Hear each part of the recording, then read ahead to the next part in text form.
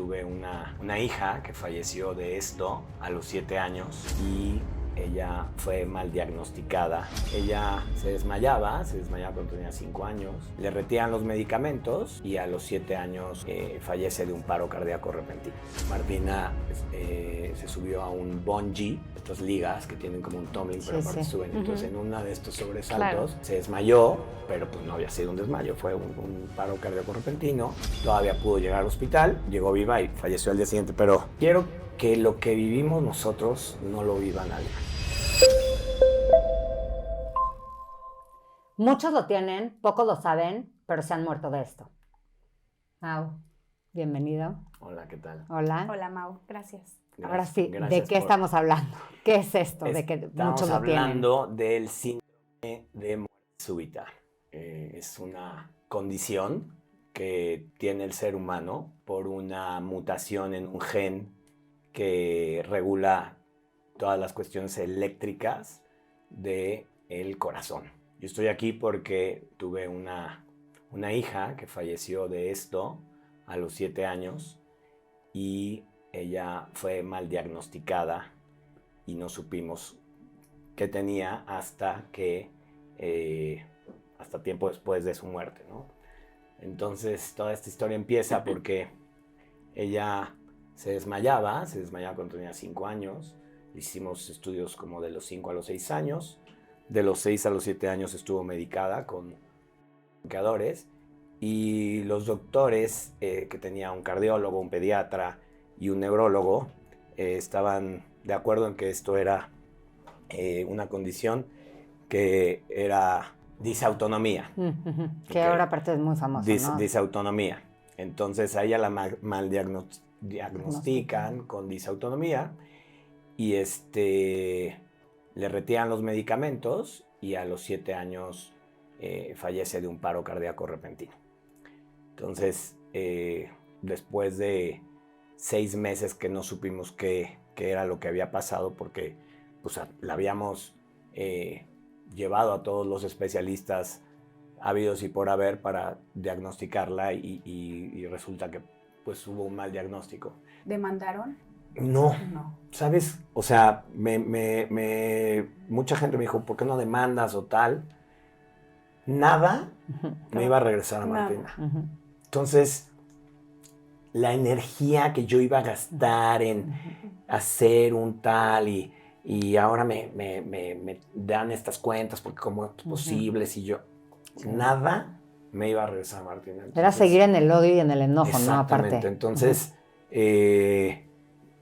como que después de mucho, a ver, sí tuve ganas de demandar y sí tuve ganas de ir a discutir y de irme a pelear y de ir a hacer, pero después con este acompañamiento que yo tuve en mi duelo, pues me di cuenta que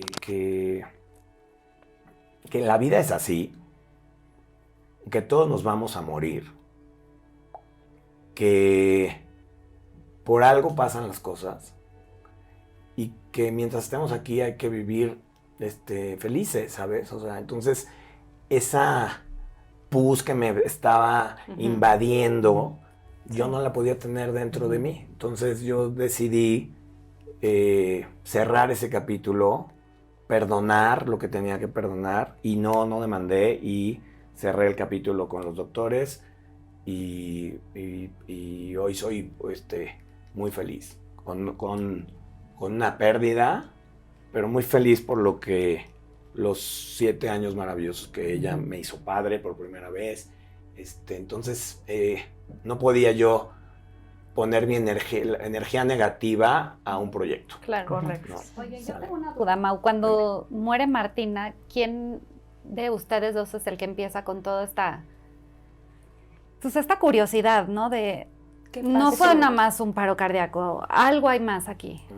También como que se siente mucho, lo que estamos también percibiendo, siento, es que como que había mucha impotencia, ¿no? O sea, como mucha frustración, mucho enojo de cómo sucedieron las cosas. O sea, que muy adentro de ti a lo mejor como que tenías esa sensación de que se pudo haber evitado, ¿no? Sí, bueno, y más sabiendo después, o sea, mientras más sabíamos... ¿Pero eras tú o era tu esposa? No, fui yo.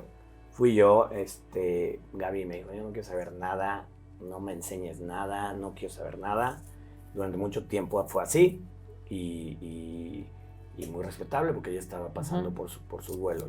A mí me entró la curiosidad y empecé a leer y ver que había estas cosas en otros países y que lleva mucho tiempo de esto conociéndose. Entonces me puse a investigar y di con una fundación en Estados Unidos que se llama SADS Foundation, SADS, que significa Sudden Arrhythmia Death Syndromes, o muerte por síndromes de arritmia. Entonces, esta fundación, les marqué por teléfono y me dijeron, oye, posiblemente tu hija sí haya fallecido de un síndrome súbita, pero necesitamos saber si realmente sí fue eso. Entonces, para saberlo, necesitamos tener algún tejido o sangre o una biopsia, pero esto ya había pasado tiempo, había pasado 6 meses después. Entonces, la primera recomendación que yo le hago es que si alguien de ustedes tiene la pena de tener un acontecimiento, que sí pidan una autopsia. Una autopsia es de tejido. O sea, yo cuando me dijeron, oye, ¿quieres que le hagamos una autopsia a tu hija? Me imaginé que la iban a partir en cachitos. Dije, no le hagan nada. Y no, es más de tejido celular, de ver qué. Y resulta que nosotros habíamos congelado el cordón umbilical y teníamos células madres. Y resulta que con eso pudimos hacer un examen genético de la sangre de Martina y resultó positiva al síndrome de QT largo, se llama. Entonces, ¿cómo QT? QT largo. Entonces, mandamos las células madre, le hicieron el examen genético, salió positivo y me dijeron, bueno, pues aquí no termina tu fiesta porque esto es un tema genético y se pasa de padres a hijos. Entonces, tú, tu esposa y tu hijo lo pueden tener. Entonces, nos escaneamos los 3 también en un protocolo de investigación en el Instituto Mexicano de INIGEM se llama. Y resultó que mi esposa lo tiene, ¿no? Y mi hijo no, ni yo tampoco, ¿no? Entonces, ella empezó a ser medicada y a tener una vida completamente normal. Y nos dimos cuenta que nadie aquí en México conocía de ese tema hace 10 años. Esto pasó hace 10 años. Y nos dimos a la tarea de buscar cómo hacer llegar este mensaje, o más bien de esta información que mucha gente carece. Entonces le dijimos a SADS de Estados Unidos que nosotros queríamos representarlos en México y tomamos un curso en una fundación que se llama Fundación Merced, que nos ayudaron a hacer un fortalecimiento institucional para tener nosotros una asociación civil y hacer una fundación, ¿no? Entonces nos pidieron varios requisitos, que tuviéramos un board of directors donde hay médicos genetistas, cardiólogos pediatras. Entonces hicimos un equipo de gente muy querida que nos apoyó durante todo este tema y nos siguen apoyando. Y hicimos la fundación Un Latido Más por Martina, así se llama la fundación. Y a lo que nos dedicamos es a dar a conocer el síndrome y qué es lo que tiene que hacer la gente que detecta que puede tener esto. O sea, la gente puede hacer una vida completamente normal si esto se detecta a tiempo. De hecho, hay una campeona olímpica de Estados Unidos que ganó 3er lugar en nado de mariposa, y ella es embajadora de esta fundación, y entonces es una atleta de alto rendimiento que tuvo la suerte que ella tuvo un paro cardíaco repentino, pero la pudieron ver, la pudieron atender y le pudieron echar a andar otra vez su corazón. Entonces, vamos a empezar. ¿Cuáles son las señales de alerta o los síntomas? Bueno, uno de los principales es desmayos, dolor en el pecho y que alguien de tu familia se haya muerto sin saber qué. O sea, un paro cardíaco. Se murió porque se cayó y se ahogó o se ahogó, no sabe si se ahogó o se le dio un paro antes, o toda esta, lo vemos mucho en la televisión, bueno, en los jugadores de fútbol que les dan paros cardíacos repentinos tienen esta condición. El cuate que fue a correr 10 kilómetros y que cómo es posible que si hacía tanto ejercicio y se murió también, o sea, no estoy diciendo que todos, pero sí la mayoría tienen este tema. Entonces, como es un tema genético, pues puede ser a los lados, digamos, a tus hermanos, alguno de tus padres, pero también tus tíos, ¿no? Y entonces, hay que, o sea, si hay una historia familiar donde haya habido muertes repentinas sin saber por qué, pues ese es un símbolo. Ahora, ¿qué tiene que hacer la gente? Perdón, antes de que vayas, ¿qué tiene que hacer? Háblame un poquito más de los síntomas y un poco los que vivieron con Martina. O sea, decías mucho que ella se desmayaba. Habían otro tipo de síntomas que hoy puedes decir, mira, era eso. No, simplemente nada más desmayo y entonces a nosotros solo vimos ese síntoma con Martina y el problema es que el síntoma debutante de la muerte súbita pues es un paro cardíaco repentino. O sea, ¿qué síntoma tiene? Pues se le paró el corazón. Sí, claro. Entonces, si tuviste la suerte de estar cerca de un desfibrilador, de alguien que te pudiera dar RCP, pues la puedes librar. Entonces, físicamente, nada, emocional, normal, neurológico, todo niña normal. No, completamente normal. Dolores de cabeza. Nada. ¿Y desmayos era cuando estaba haciendo alguna actividad en específico? Cuando ella se vamos a llamar, excited, cuando se emocionaba o algo, le pasaba, ¿no? Entonces, o cuando subía su frecuencia cardíaca, cuando brincaba o corría, me decía, ay papá, me siento algo aquí en el pecho, sí, siento como dolor en el pecho, ¿no? Y entonces corrimos al pediatra, al cardiólogo y al neurólogo. Y ese equipo de doctores, pues, se equivocó y entonces, cuando vimos que todo esto está pasando en el mundo, o sea, no hay una raza o una edad a la que le pase más, ni hombres ni mujeres, está muy parejo las estadísticas entre blancos, de color, asiáticos, hombres, mujeres. Esto pasa de 0 a 45 años, es la curva donde más pasa. Entonces... Perdón, déjame regresarme tantito, tengo una duda. Cuando Martina se desmayaba, ¿tardaba mucho en regresar? Cuando regresaba, ya pasaba como si nada. Se desmayaba y estaba unos minutos desvanecida, se desvanecía, ¿no? Se desvanecía y regresaba y se espantaba, o sea, no sabía qué pasaba, ¿no? Pero tampoco fueron tantos desmayos, habrán sido unos 3 desmayos, ¿no? Y entonces, un desmayo no es normal ni en un atleta de alto rendimiento. O sea, cuando alguien se desmaya, el cuerpo está queriendo decir algo. No quiere decir que toda la gente que se desmaye tenga esto. Hay que atenderlo. Simplemente es una llamada de atención. El desmayo es ver qué es lo que tienen que hacer. Tienen que, las personas que crean o sospechen que pueden tener esta condición, lo que tienen que hacer es acercarse con un cardiólogo que tenga una especialidad en electrofisiología. Y si te detectan esta condición, porque no es una enfermedad, esta condición que no se contagia, es un tema de una mutación genética, puedes hacer una vida completamente normal. El medicamento depende mucho de tu peso, de tu tamaño, tal. No soy doctor, pero o sea, ¿hay una medicina específica para eso? Son bloqueadores y esos ayudan a que no tenga falla el tema del eléctrico del corazón, que haya una comunicación de la electricidad correcta.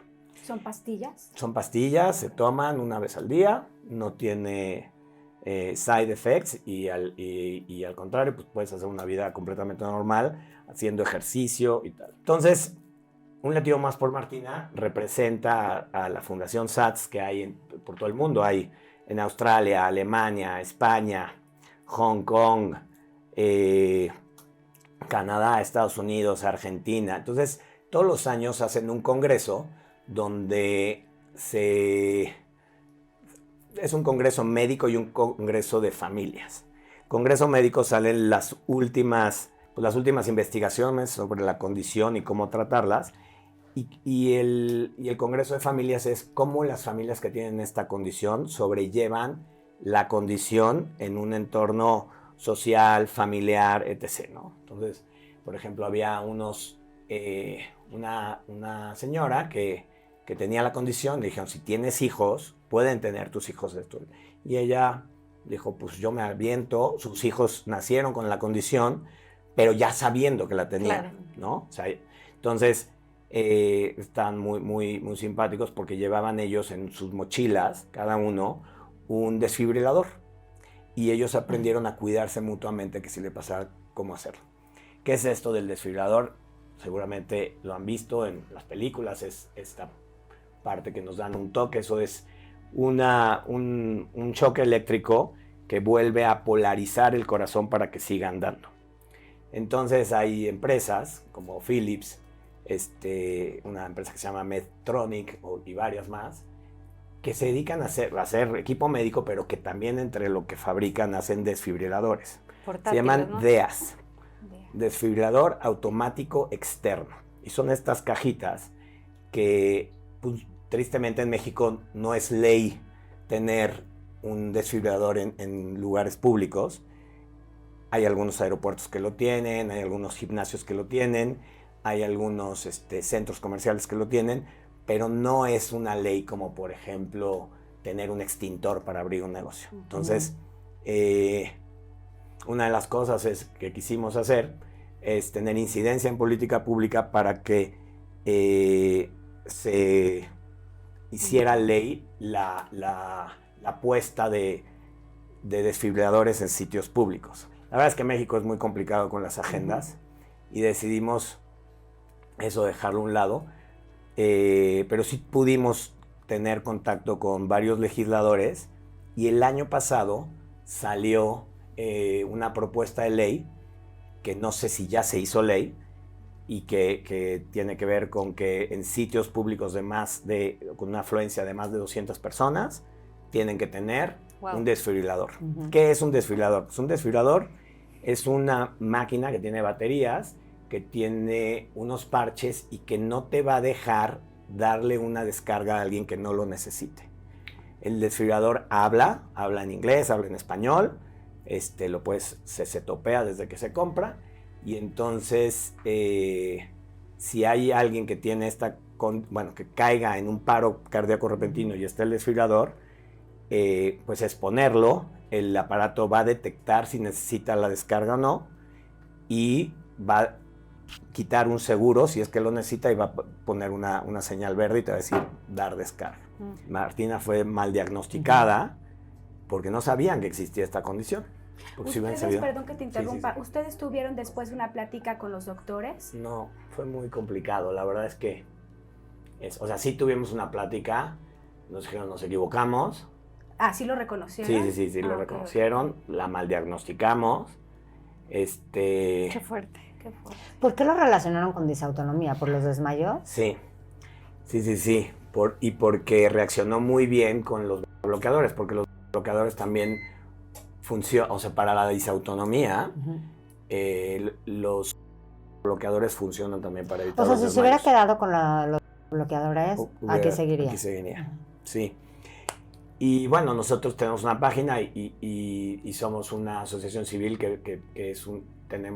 somos una donataria autorizada y recibimos donativos y hemos hecho varias cosas con esos donativos. Por ejemplo, un chavito de 16 años que tenía un hermano gemelo, su hermano falleció, le hacen la autopsia y resulta que tiene el síndrome y entonces él también, se dan cuenta porque se murió el hermano, se dan cuenta que él lo necesita.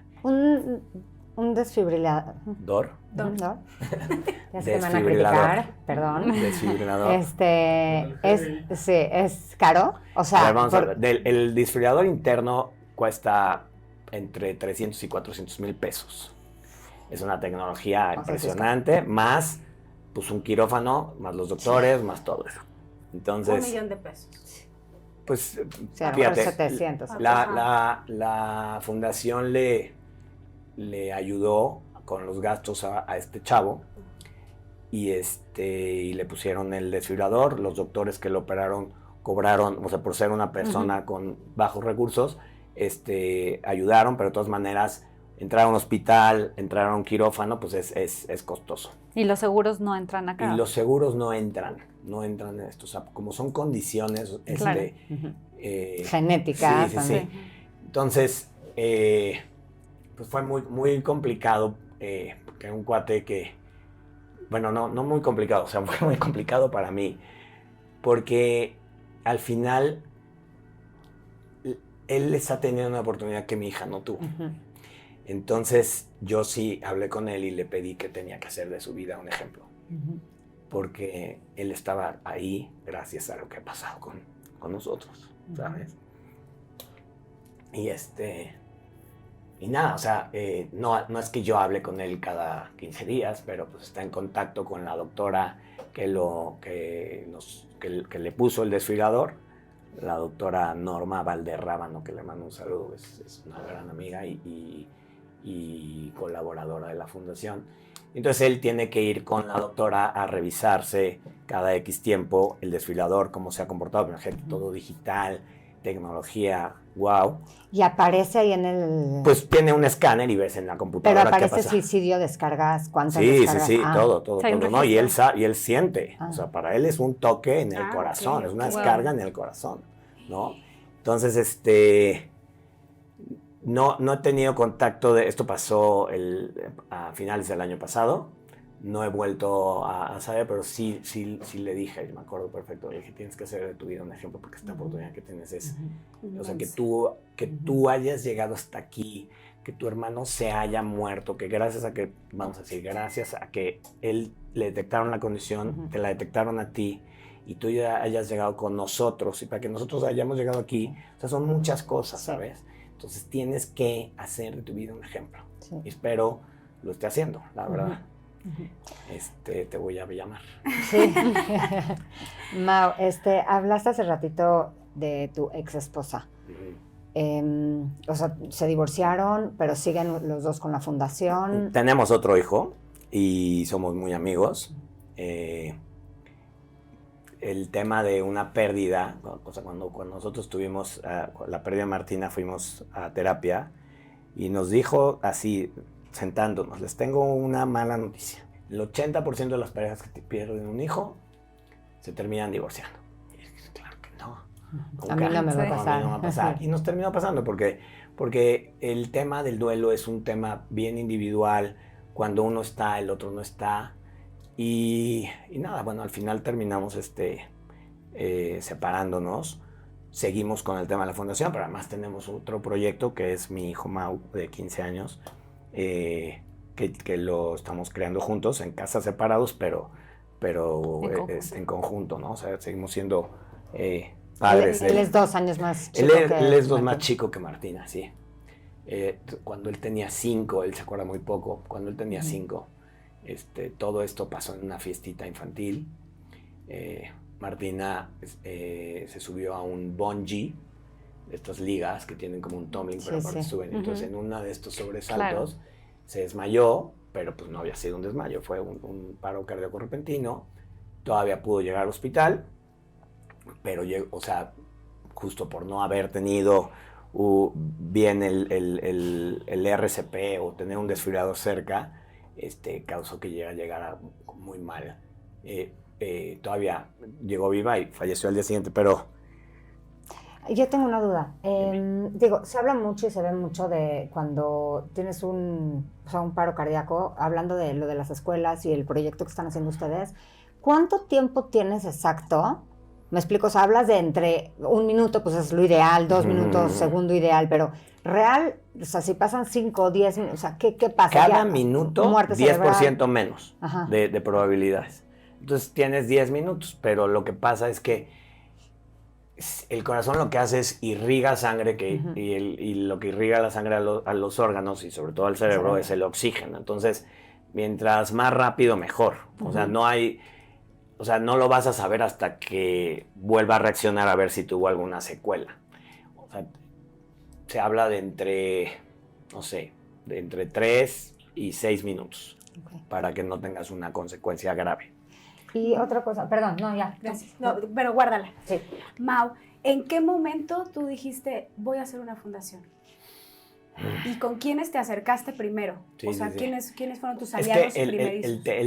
O sea, el no saber me tenía mal. Sí. O sea, el que me hayan dicho que le habían diagnosticado y que no. Entonces, internet. Primero internet, y de repente llego a esta fundación, a SAS Foundation, y empiezo a leer, pues no cientos, pero sí 30, 40, 50 historias similares a la de mi hija. Así, pasó esto, pero yo decía, no puede ser, es que es esto. Uh-huh. Entonces, al principio, pues fueron justamente la gente de apoyo de SATS los que nos dieron a nosotros la guía de qué hacer. O sea, me dijeron, oye, pues tu fiesta no ha terminado. Uh-huh. O sea, te tienes que checar tú, se tiene que llegar tu esposa y se tiene que checar tu hijo. Entonces ahí estábamos aterrados de que nuestro otro hijo pudiera tenerlo, ¿no? Uh-huh. Entonces, salió que Gaby tiene esa condición y está medicada y está controlada, pero ella nunca tuvo un desmayo, o sea, es que eso también es lo raro de esta que a veces condición. No hay síntomas. No hay síntomas. Voy a entrar un poco a un tema más vulnerable de ti. ¿En qué momento, o sea, cómo lidias? ¿De dónde sale la fortaleza para resolver todo esto de la fundación, estudiar, capacitarte, hablar citas y tu dolor? No hay otra, o sea, es para arriba, ¿sabes? O sea, tú decides cómo vivir, si quieres ir hacia abajo o si quieres ir para arriba. Entonces, no, o sea, hace mucho que no daba una entrevista, hace mucho que no me preguntaban este tipo de cosas. Nada, tengo otro hijo. Tengo yo mi propia vida y también quiero que lo que vivimos nosotros no lo viva nadie más. Eso es algo que me mueve, ¿no? Y ese es así como que la ayuda, si yo logro, que lo hemos logrado durante estos años, ayudar a personas que tengan esta condición a detectarla por ejemplo, el caso de este chavo, ayudarlos, pues eso nos da cierta satisfacción, uh-huh. ¿no? Y sí, o sea, hay caminos misteriosos que no sabes por qué pasan las cosas. Martina, fuimos muy afortunados de tenerla, 7 años, una niña que brillaba solita y que los años que estuvo aquí con nosotros nos dio cosas muy padres. Entonces, ¿cómo le gustaría a ella vernos? Pues nos gustaría vernos felices, ayudando, y entonces ese es el motor que dices, ¿no? Que me preguntabas. Y que hoy gracias a esto están ayudando a muchas vidas, ¿no? Haciendo conciencia, ¿no? Exacto. Que justo lo que es Pues ya tienen mucha información, que la información salva, así que compartan este programa a todas las personas que puedan, porque de verdad le puede llegar a alguien que puede cambiarle totalmente su vida. Gracias, Mau. Gracias, Mau. Gracias. Danos like, suscríbanse, déjenos todos sus comentarios y nos vemos en la siguiente. Gracias. Gracias, Mau. Gracias, Mau. Gracias a ustedes.